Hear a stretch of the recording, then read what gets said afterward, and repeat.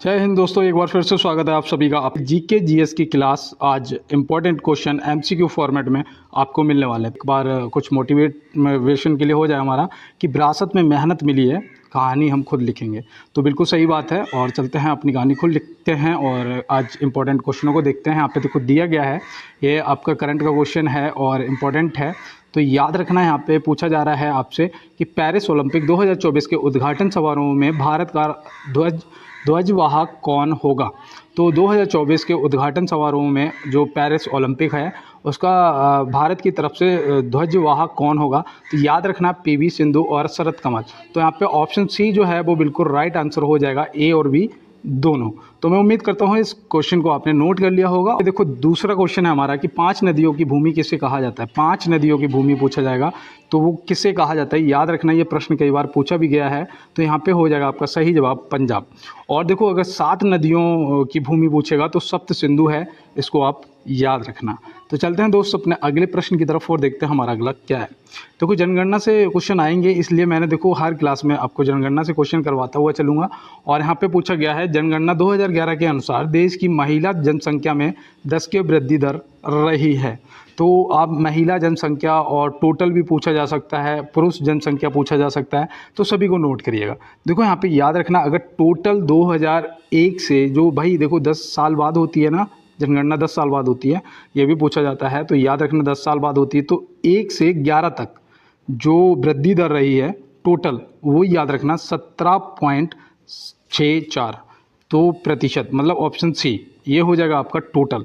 अगर यहाँ पे देखो आपसे मेल का पूछेगा, पुरुष का, तो पुरुष का जो है वो याद रखना वो है 17.19, ठीक है, ये पुरुष का है। और प्रश्न का आपका जो जवाब है वो बिल्कुल राइट आंसर है 18.12%। तो ऑप्शन ए यहाँ पे क्या हो जाएगा, आपके प्रश्न का सही जवाब हो जाएगा। टोटल पूछेगा तो याद रखना, और अगर मेल का पूछेगा तो भी आप याद रखना। तो चलते हैं दोस्त अपने अगले प्रश्न की तरफ और देखते हैं हमारा अगला क्या है। तो यहाँ पे पूछा गया है कि भारत का संविधान क्या है। देखो इनमें से ऑप्शन में से आपको जवाब देना, तो याद रखना सबसे लंबा है ही तो, और दूसरा लिखित संविधान भी है। लेकिन यहाँ पे जो बिल्कुल सही जवाब होगा, क्योंकि यहाँ पे हमें 3 के तीनों सही लग रहे हैं, तो याद रखना इनमें से सबसे सटीक जवाब जो है वो आपका हो जाएगा सबसे लंबा लिखित संविधान, जो कि ऑप्शन सी में दिया गया है। तो ये आप याद रखेंगे। और देखो संविधान को बनाने में कितना समय लगा था ये भी पूछा जाता है, तो याद रखना 2 वर्ष 11 माह 18 दिन, 2 वर्ष, ठीक है, 2 वर्ष 11 माह और 18 दिन टोटल समय ये लगा था। तो ये भी आप याद रखेंगे। और चलते हैं दोस्त अपने अगले प्रश्न की तरफ। देखिए यहाँ पे पूछा गया है कि संविधान संशोधन अधिनियम के तहत मतदाता आयु को 21 वर्ष से घटाकर 18 वर्ष कर दिया गया। 21 वर्ष से हटाकर वोट देने की जो उम्र है वो कितनी है, 18 वर्ष है। तो ये जो 21 वर्ष, पहले 21 वर्ष थी, 21 वर्ष से घटाकर 18 वर्ष किया गया, तो ये आप याद रखेंगे। और देखो ग्राम प्रधान बनने के लिए अगर पूछेगा तो याद रखना 21 वर्ष कम से कम होनी चाहिए, तो ये भी आप याद रखेंगे। और देखो यहाँ पे 21 वर्ष से घटाकर 18 वर्ष किया गया है कि संशोधन अधिनियम के द्वारा। तो ये आप अगर आप एसआई की तैयारी कर रहे हैं तो पूछा जा सकता है, तो याद रखना ये आपका 61वां संविधान संशोधन था, जो कि यहाँ पे ऑप्शन सी आपका बिल्कुल सही जवाब हो जाएगा। तो चलते हैं फिर अपने अगले प्रश्न की तरफ और देखते हैं हमारा अगला क्या है। देखो दोस्त यहाँ पे पूछा गया है कि आगामी 2024 पेरिस ओलंपिक में भारतीय दल का मुख्य प्रायोजक कौन है। देखो ध्वजवाहक पूछा था, अब मुख्य प्रायोजक पूछ लिया है। तो मुख्य प्रायोजक जो है वो कौन है, तो आप यहाँ पे क्या बताएंगे, अडानी समूह। अडानी समूह ऑप्शन सी आपका सही जवाब हो जाएगा। और ये देखो आपके करंट अफेयर से संबंधित क्वेश्चन हैं, इन्हें दोस्त आप जरूर तैयार कर लेना। चलते हैं दोस्त अपने अगले प्रश्न की तरफ। देखो यहाँ पे पूछा गया है कि यूनानियों ने भारतवर्ष के लिए किस शब्द का प्रयोग किया था। यूनानियों ने भारतवर्ष के लिए किस शब्द का प्रयोग किया था, तो यहाँ पे आप क्या बताएंगे, तो याद रखना इंडिया। इंडिया ऑप्शन बी, जो कि बिल्कुल सही जवाब हो जाएगा। तो ये आप याद रखेंगे। और चलते हैं दोस्त अपने अगले प्रश्न की तरफ। देखो यहाँ पे दिया गया है कि मध्यकालीन लेखकों ने इस देश को किस शब्द से संबोधित किया था। मध्यकालीन लेखकों ने इस देश को किस शब्द से संबोधित किया था, तो आप यहाँ पे इस प्रश्न का जवाब क्या बताएंगे, तो याद रखना हिंदू अथवा हिंदुस्तान। हिंदू अथवा हिंदुस्तान, तो यहाँ पे सही जवाब आपका ऑप्शन सी हो जाएगा, ए और बी दोनों, भाई हिंदू अथवा हिंदुस्तान। तो ये आप याद रखेंगे और ऑप्शन सी आप बिल्कुल सही जवाब लगा देंगे। तो चलते हैं दोस्त अपने अगले प्रश्न की तरफ और देखते हैं हमारा अगला क्या है। देखो यहाँ पे पूछा गया है कि हिंदी हिंदू हिंदुस्तान नारा किसने दिया था। हिंदी हिंदू हिंदुस्तान नारा किसने दिया था। तो आप यहाँ पे क्या बताएंगे। तो याद रखना आपका जो सही जवाब है वो हो जाएगा भरतेंदु हरिश्चंद्र जी, जो कि ऑप्शन बी में दिया गया है। ऑप्शन बी आपका सही जवाब हो जाएगा। और यहाँ पे देखिए श्यामलाल गुप्त पार्षद जी का जब नाम देखा तो हमें कुछ याद आया, इन्होंने क्या कहा था या क्या नारा था इनका। तो याद रखना जो आपने सुना होगा, विजय विश्व तिरंगा प्यारा झंडा ऊंचा रहे हमारा। तो ये किसने, श्यामलाल गुप्त जी ने लिखा था। तो ये आप याद रखेंगे। और देखो महात्मा गांधी जी से याद रखना करो या मरो का नारा दिया था, जो कि आपसे ज़्यादातर पूछा जाता है। और यहाँ पे देखिए दिया गया है मालदीव की संसद का नाम क्या है। तो भारत की संसद का नाम क्या है अगर पूछूंगा तो आप तुरंत बताएंगे भैया संसद है। भाई भारत की संसद का नाम संसद ही है, ठीक है। और मालदीव की संसद का नाम यहाँ पे पूछा गया है। और ये देखो थोड़ा अभी सुर्खियों में भी रहा था, तो हो सकता है आपसे पूछ लिया जाए। तो याद रखना मजलिस, जो कि ऑप्शन ए आपका सही जवाब हो जाएगा। ड्यूमा बताओ, ड्यूमा किस देश की संसद का नाम है। ड्यूमा, तो ड्यूमा याद रखना ये रूस की संसद का नाम है ड्यूमा। नेशनल असेंबली जो है ये किस देश की संसद का नाम है। तो याद रखना एक तो पाकिस्तान की संसद का नाम ये नेशनल असेंबली है, और एक फ्रांस की संसद का भी नाम जो है वो नेशनल असेंबली है। तो ये आप याद रखेंगे। इटली की संसद का नाम पूछ लिया जाता है, तो इटली की संसद का नाम भी आप क्या बताएंगे, बताइएगा। तो याद रखना सीनेट है। क्या है, सीनेट इटली की संसद का नाम है। तो ये भी आप सीनेट याद रखेंगे। और देखो अमेरिका की संसद का नाम भी पूछा जाता है, जो कि आप कांग्रेस याद रखेंगे, ठीक है, कांग्रेस याद रखेंगे। और देखो जापान की संसद का भी नाम पूछा जाता है। जापान की संसद का नाम जो है वो क्या है। तो याद रखना जापान की संसद का नाम जो है वो है डायट। क्या है, डायट। तो ये भी आप याद रखेंगे। तो चलते हैं दोस्तों अपने अगले प्रश्न की तरफ और देखते हैं हमारा अगला क्या है। देखो यहाँ पे पूछा गया है रेबीज के टीके की खोज किसने की थी। इंपॉर्टेंट क्वेश्चन है मेरे भाई, रेबीज के टीके की खोज किसने की थी। तो यहाँ पे आप क्या बताएंगे। तो याद रखना ये लुई पाश्चर ने की थी, जो कि ऑप्शन ए में दिए गए हैं। तो ये बिल्कुल आपका सही जवाब हो जाएगा। अगर पूछ देगा, अगर आप एसआई की तैयारी कर रहे हैं तो मेरे गुरु आपसे पूछा जा सकता है कि कब किया था टीके की खोज जो है लुई पाश्चर ने कब की थी। तो आप याद रखना ये 6 जुलाई 1885, 6 जुलाई 1885, ये आप याद रखेंगे और इसे लिख लीजिएगा, ठीक है। और एडवर्ड जेनर ने क्या किया था बताओ। एडवर्ड जेनर को यहाँ पे आप देख रहे हैं ना, इनने किस चीज़ की खोज की थी। तो याद रखना इन्होंने चेचक के टीके की खोज की थी। चेचक के टीके की खोज पूछी जाती है तो ये एडवर्ड जेनर ने की थी। कब की थी तो याद रखना ये 1749 से 1823 तक। चलो मैं यहाँ पे लिख देता हूँ 1749 से 1823 तक इसकी खोज की थी और ये सफल रहे, ये आप याद रखना। और देखो फंक ने किसकी खोज की थी। फंक ने, तो याद रखना फंक ने विटामिन की खोज की थी। विटामिन की खोज फंक ने की थी, तो ये भी आप ध्यान रखेंगे। चलते हैं दोस्तों अपने अगले प्रश्न की तरफ। देखिए यहाँ दिया है क्षेत्रीय सुरक्षा समूह कोलंबो सुरक्षा कॉन्क्लेव का नया सदस्य कौन बना है। क्षेत्रीय सुरक्षा समूह कोलंबो सुरक्षा कॉन्क्लेव का नया सदस्य कौन बना है, ये आपके करंट का क्वेश्चन है। तो आप यहाँ पे क्या बताएंगे। तो याद रखना वो बना है बांग्लादेश। बांग्लादेश ऑप्शन सी बिल्कुल सही जवाब हो जाएगा, ठीक है। और देखो जो इसके और सदस्य हैं वो आप याद रखना, एक तो हमारा भारत है, ठीक है, एक तो हमारा भारत है और दूसरा श्रीलंका है, ठीक है। हमारे जो पड़ोसी हैं वही हैं, सब श्रीलंका है। और तीसरा हमारा मालदीव है, ठीक है, तीसरा मालदीव है। और चौथा मॉरिशस है, ठीक है, मॉरिशस है। और पांचवा आपका बांग्लादेश हो गया, जो कि अभी सुरक्षा ये नया सदस्य बना है। तो ये आप याद रखेंगे। चलते हैं दोस्त अपने अगले प्रश्न पे। पिन वैली नेशनल पार्क किस राज्य में है। पिन वैली नेशनल पार्क किस राज्य में है। तो आप यहाँ पे क्या बताएंगे। तो यहाँ पे आपका जो बिल्कुल सही जवाब है वो हिमाचल प्रदेश होना चाहिए। ऑप्शन ए जो है वो क्या होगा, बिल्कुल सही जवाब आपका हो जाएगा। और जिम कॉर्बेट जो है वो आपका उत्तराखंड में है। जिम कॉर्बेट जो है वो आपका उत्तराखंड में है। और देखो असम में कौन सा है बताइएगा, असम में कौन सा है। तो असम में मानस है। मानस आपको याद होगा, मानस जो है वो कहाँ पर है, वो असम में है, ठीक है।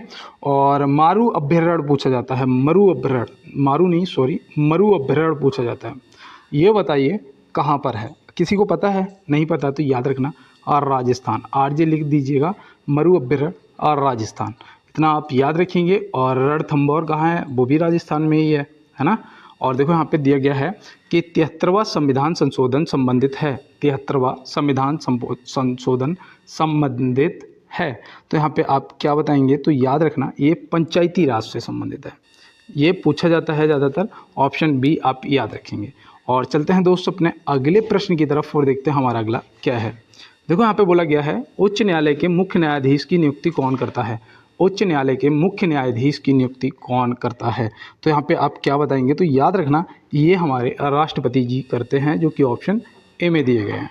और देखो ये कौन से आर्टिकल के तहत करते हैं, ये भी आपसे पूछा जा सकता है। तो याद रखना ये आर्टिकल है आपका 217, हाँ ठीक है, आर्टिकल 217 के तहत करते हैं, ये आप याद रखेंगे। और देखो प्रधानमंत्री की जो नियुक्ति है ये आपके आ जाती है आर्टिकल 75 में, और मुख्य न्यायाधीश जो हैं इनकी जो नियुक्ति है वो आती है 76 में। तो ये आप याद रखेंगे दोनों आर्टिकल। और तीसरा आप ये भी याद रखेंगे 15 नंबर क्वेश्चन का जवाब राष्ट्रपति। और चलते हैं दोस्तों अपने अगले प्रश्न पे। देखिए यहाँ पे दिया गया है संविधान सभा ने राष्ट्रीय गान को कब स्वीकार किया था, संविधान सभा ने राष्ट्रीय गान को कब स्वीकार किया था। तो आप यहाँ पे क्या बताएंगे, स्वीकार पूछा जा रहा है, ठीक है। तो संविधान सभा ने राष्ट्रीय गान को कब स्वीकार किया था, तो किया था 24 जनवरी 1950 को। कब किया था, 24 जनवरी 1950, जो कि आपका बिल्कुल सही जवाब हो जाएगा। तो यहाँ पे कोई संदेह नहीं रहेगा ना आपको। और देखो भारत कब गणतंत्र बना, ये भी आपसे पूछा जाता है, भारत कब गणतंत्र बना, तो गणतंत्र दिवस कब मनाते हैं, 26 जनवरी। तो 26 जनवरी 1950 को भारत गणतंत्र बना था। तो ये भी आप याद रखेंगे, ठीक है। और देखो संविधान लागू कब हुआ था, ये भी आपसे पूछा जाता है। तो आपका आंसर क्या होना चाहिए, चलो ये आपके लिए आज HW क्वेश्चन है, ठीक है। संविधान लागू कब हुआ था। चलते हैं दोस्तों अपने अगले प्रश्न की तरफ और देखते हैं हमारा अगला क्या है। और देखिएगा आप लोग जवाब दीजिएगा, ठीक है, कमेंट बॉक्स में आप लोग जवाब दीजिएगा। और चलते हैं दोस्तों अपने अगले प्रश्न में। 15 जुलाई 2024 को किस टीम ने कोपा अमेरिका चैंपियनशिप जीती है। 15 जुलाई 2024 को 15 जुलाई 2024 को किस टीम ने कोपा अमेरिका चैंपियनशिप जीती है। सही से जवाब दीजिएगा, गलत नहीं करना है। तो यहाँ पे देखिए आपका जो जवाब है वो आप जब तक बताइएगा तब तक मैं 17 नंबर क्वेश्चन है यार, अपने भाई को सपोर्ट करने के लिए जितने भी मेरे नए पुराने दोस्त मेरे साथ जुड़े हुए हैं, एक बार क्लास को यार लाइक करेंगे और साथ में यार एक बार चैनल को सब्सक्राइब ज़रूर कर लेना। और अगर हो सकता हो तो मुझ पे थोड़ा सा एहसान करना यार, क्लास को दोस्तों के साथ में शेयर कर देना। और देखो प्रश्न का जो जवाब है वो आपका अर्जेंटीना हो जाएगा, जो कि ऑप्शन सी में दिया गया है। तो मैं उम्मीद करता हूँ आपने बिल्कुल सही जवाब किया होगा और ये आपका करंट का क्वेश्चन था, इम्पोर्टेंट भी था।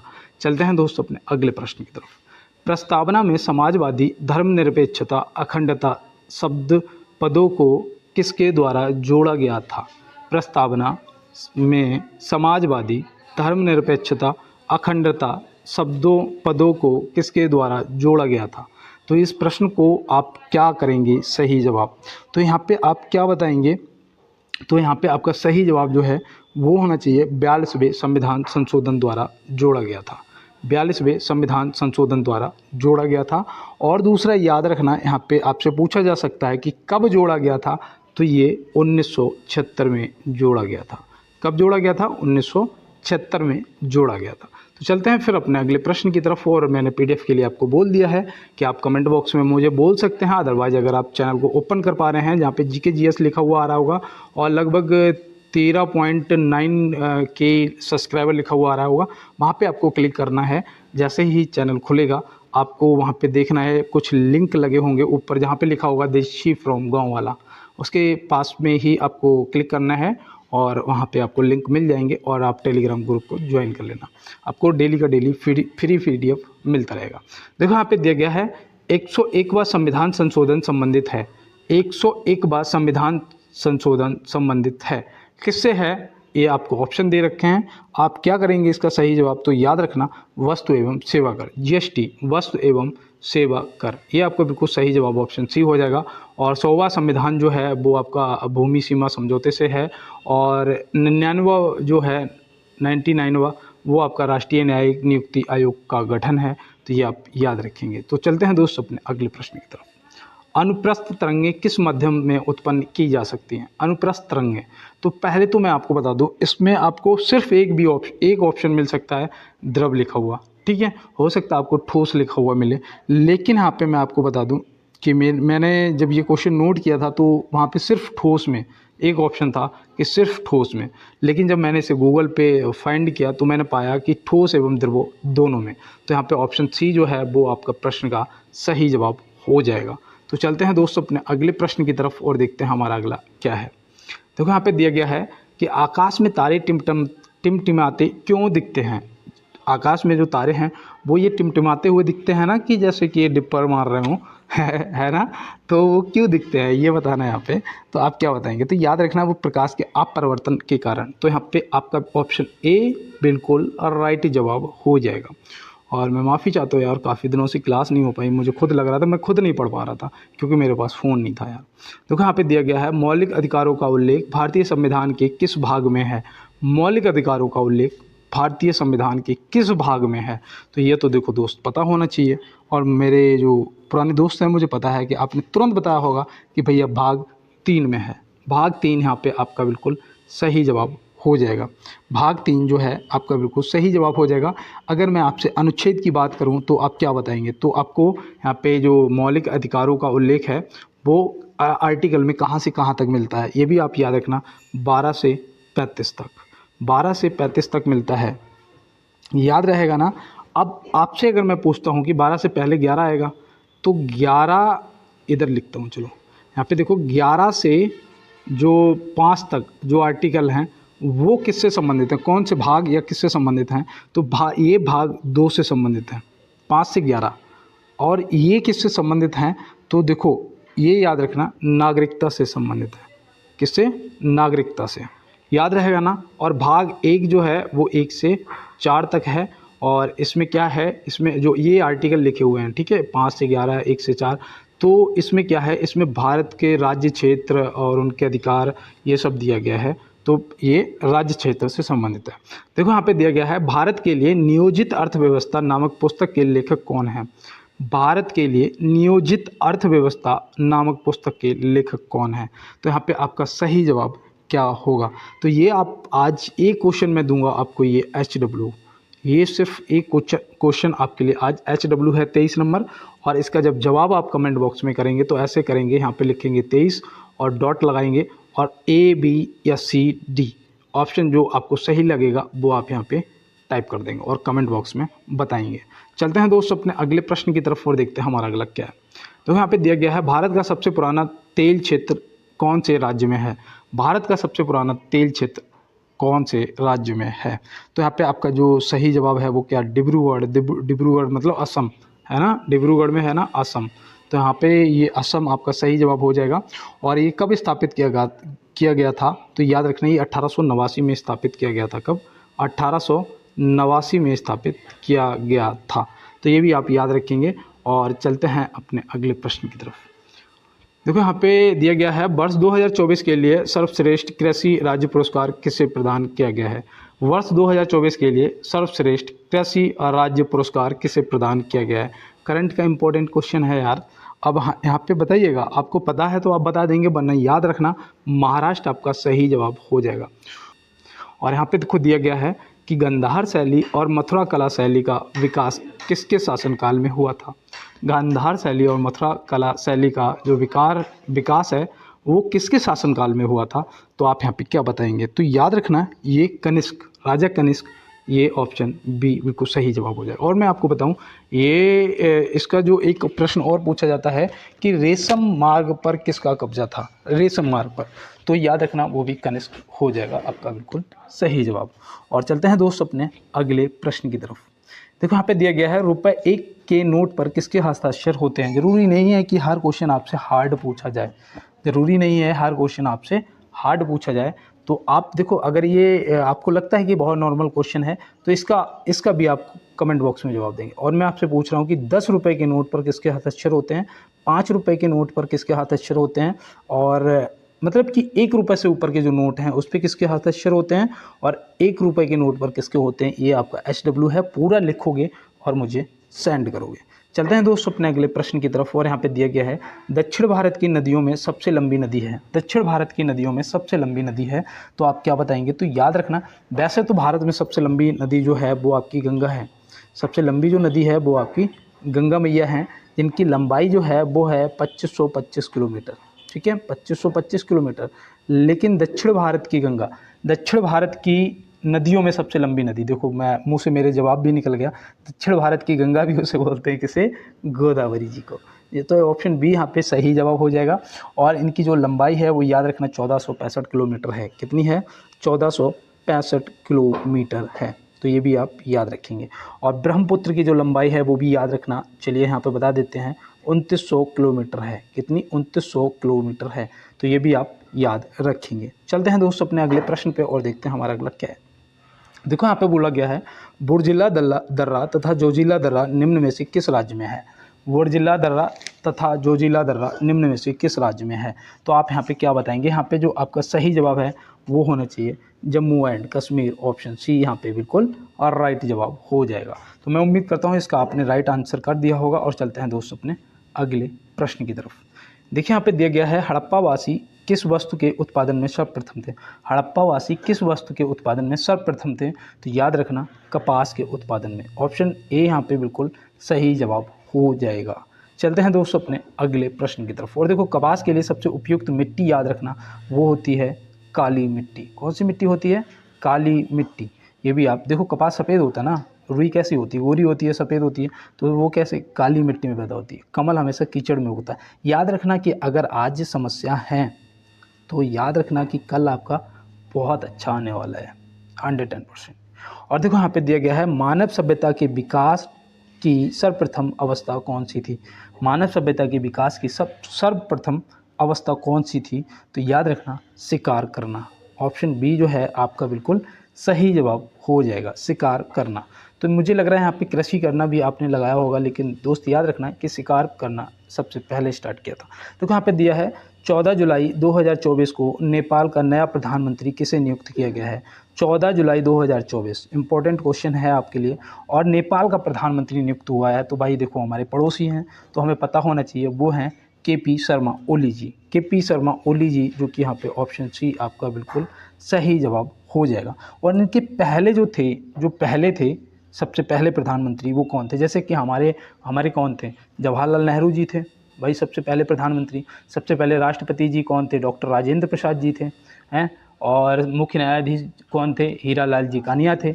मुख्य चुनाव आयुक्त कौन थे, राजीव कुमार सेन थे, है ना। ये सब याद है ना हमें। तो हमें ये पता होना चाहिए कि नेपाल के पहले प्रधानमंत्री कौन थे। तो याद रखना, वे थे विश्वेश्वरैया प्रसाद कोइराला, ये याद रखना, कोइराला। ठीक है, तो चलते हैं फिर अपने अगले प्रश्न की तरफ। देखो यहाँ पे दिया गया है, निम्न में से कौन सा व्यक्ति निरक्षर था, मतलब बिना पढ़ा लिखा भाई, है ना। तो निरक्षर कौन था।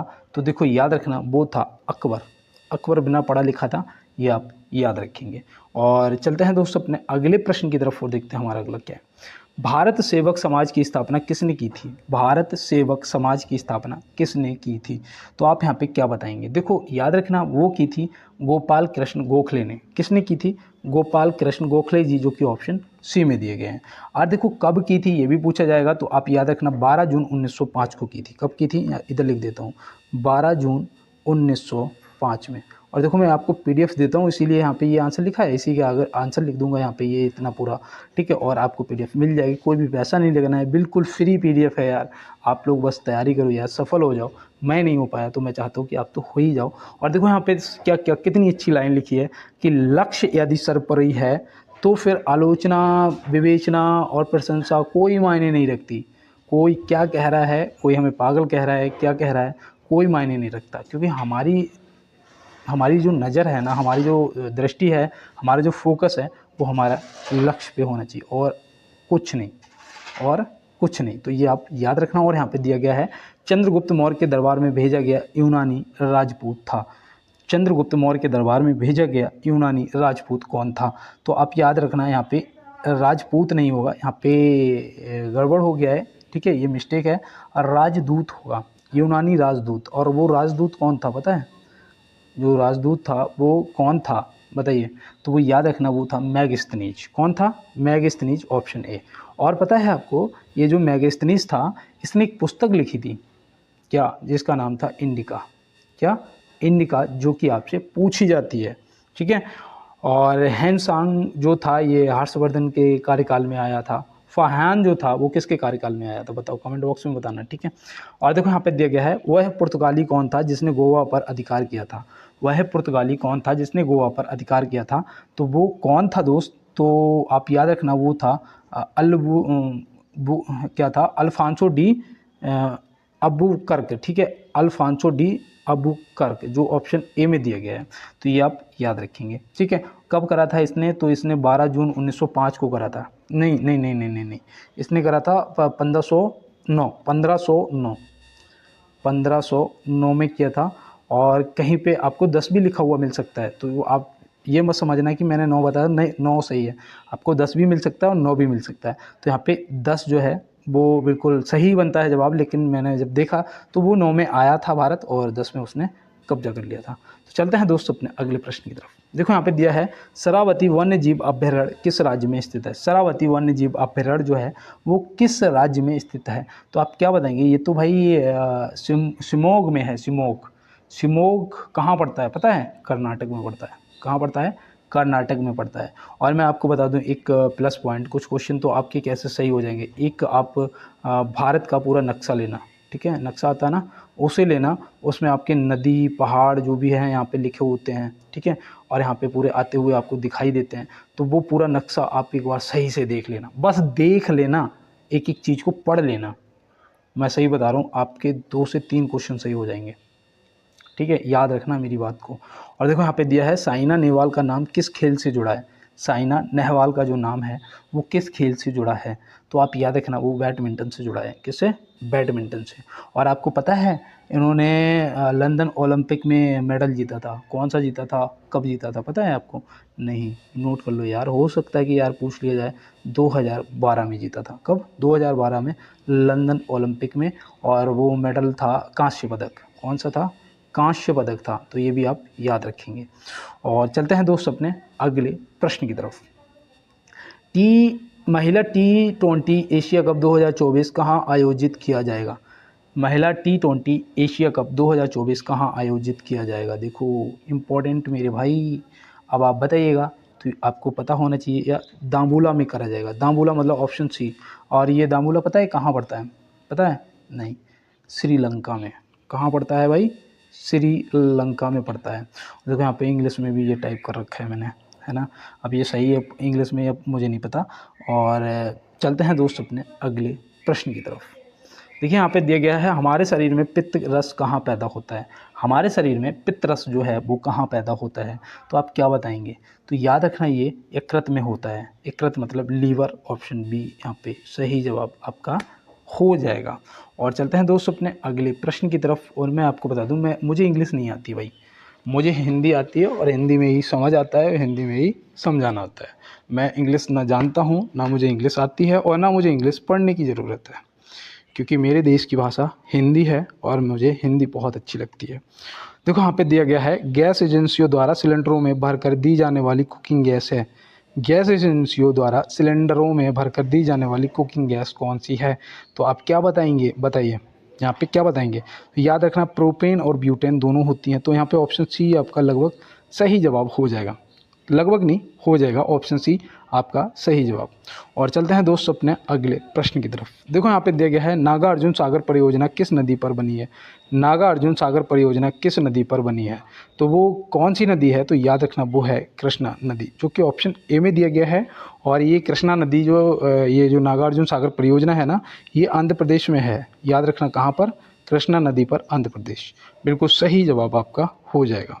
और चलते हैं दोस्त अपने अगले प्रश्न की तरफ। देखो यहाँ पे दिया गया है, कौन सी गैस वायुमंडल में के ओजोन स्तर को अपघटित करती है? ओजोन जो परत है, लेयर है, उसे कौन सी गैस नुकसान पहुंचाती है? तो वो यार है क्लोरोफ्लोरो या फिर CFC आपको लिखा हुआ मिल सकता है। ऑप्शन ए जो है आपका सही जवाब हो जाएगा। और नाइट्रोजन पता है वायुमंडल में कितने प्रतिशत पाया जाता है? तो याद रखना 78% पाया जाता है। ऑक्सीजन जो है 21% पाई जाती है। तो ये सब आप याद रखेंगे क्योंकि ये आपके लिए इम्पोर्टेंट है मेरे भाई। और चलते हैं दोस्त अपने अगले प्रश्न की तरफ। बताओ फ्रिज में से कौन सी गैस निकलती है? कमेंट बॉक्स में बताना। और देखो यहाँ पे दिया गया है निम्नलिखित में से कौन सा ग्रह नहीं है? इनमें से कौन सा ग्रह नहीं है? सूर्य नहीं है, शनि नहीं है, बृहस्पति नहीं है, या फिर ये सब ग्रह हैं? बताओ।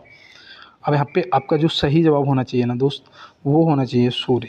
सूर्य एक तारा है ना। सूर्य क्या है बताओ? सूर्य एक तारा है, ग्रह नहीं है। ग्रह इसके चक्कर लगाते हैं, सब आसपास घूमते हैं। ठीक है। और चलते हैं दोस्त अपने अगले प्रश्न की तरफ और देखते हैं हमारा अगला क्या है। चलो भाई ठीक है। देखो यहाँ पे दिया गया है कि Tata power solar system limited ने हाल ही में किस राज्य में घर घर सोलर पहल शुरू की है? Tata power solar system limited ने हाल ही में किस राज्य में घर घर सोलर पहल शुरू की है? तो आप यहाँ पे क्या बताएंगे? देखो ये आपके लिए इम्पोर्टेंट है, ये आपके लिए इम्पोर्टेंट है क्योंकि करंट का क्वेश्चन है। तो याद रखना उत्तर प्रदेश। क्या? उत्तर प्रदेश। ऑप्शन बी आपका बिल्कुल सही जवाब हो जाएगा। और मैं आपको बता दूं उत्तर प्रदेश में बाकी में बहुत सही सिस्टम चल रहा है, कोई दिक्कत नहीं है किसी भी प्रकार से। और चलते हैं दोस्तों अपने अगले प्रश्न की तरफ। देखो यहाँ पे दिया गया है श्वेतांबर और दिगंबर किस धर्म के हैं? श्वेतांबर और दिगंबर जो हैं वो किस धर्म के हैं? तो आप यहाँ पे क्या बताएंगे? तो याद रखना ये जैन धर्म से संबंधित है। ऑप्शन बी जो है वो आपका बिल्कुल सही जवाब हो जाएगा। और जो जैन धर्म के आपको 24वें तीर्थकार भी पता होना चाहिए, महावीर स्वामी जी, जो कि बहुत इंपॉर्टेंट हैं, आपसे पूछे जाएंगे। और चलते हैं पार्श्वनाथ कौन थे? बताओ पार्श्वनाथ कौन थे? कौन सा राग दोपहर में गाया जाता है? HW आंसर करो भाई, कमेंट बॉक्स में फटाफट आंसर करो। कौन सा राग दोपहर में गाया जाता है? बताओ कौन सा राग दोपहर में गाया जाता है? राग सारंग, राग भैरवी, और तो ऑप्शन मुझे याद नहीं आ रहे हैं। ठीक है। और एक हाँ राग यमन। ठीक है, राग यमन। और या फिर इनमें से कोई नहीं। ऑप्शन कमेंट बॉक्स में।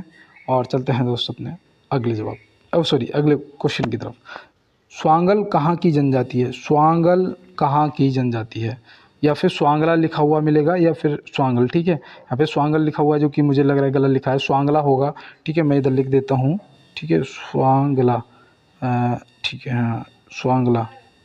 स्वांगला जो है ये कहाँ की जनजाति है? तो स्वांगला जो है ये आपकी हो जाएगी हिमाचल प्रदेश। हिमाचल प्रदेश। ऑप्शन बी आपका सही जवाब हो जाएगा। चलते हैं दोस्त अपने अगले प्रश्न पे और देखते हैं हमारा अगला क्या है। और देखो यहाँ पे दिया गया है साइमन कमीशन कब भारत आया था? साइमन कमीशन कब भारत आया था? तो याद रखना ये 3 फरवरी 1928 को आया था। 3 फरवरी 1928, जो कि ऑप्शन ए सही जवाब हो जाएगा। और देखो कहते हैं ना कि बिना मांगे हीरे मोती मिले और मांगे मिले ना भीख। तो मैं आपसे थोड़ा सा यार मांगता हूँ कि बस आप शेयर कर दीजिएगा और चैनल को सब्सक्राइब कर लीजिएगा।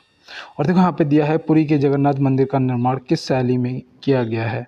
पुरी के जगन्नाथ मंदिर का निर्माण किस शैली में किया गया है? तो याद रखना नागर शैली में किया गया है। और मिलते हैं दोस्त नेक्स्ट क्लास में, तब तक के लिए सभी दोस्तों को मेरा जय हिंद।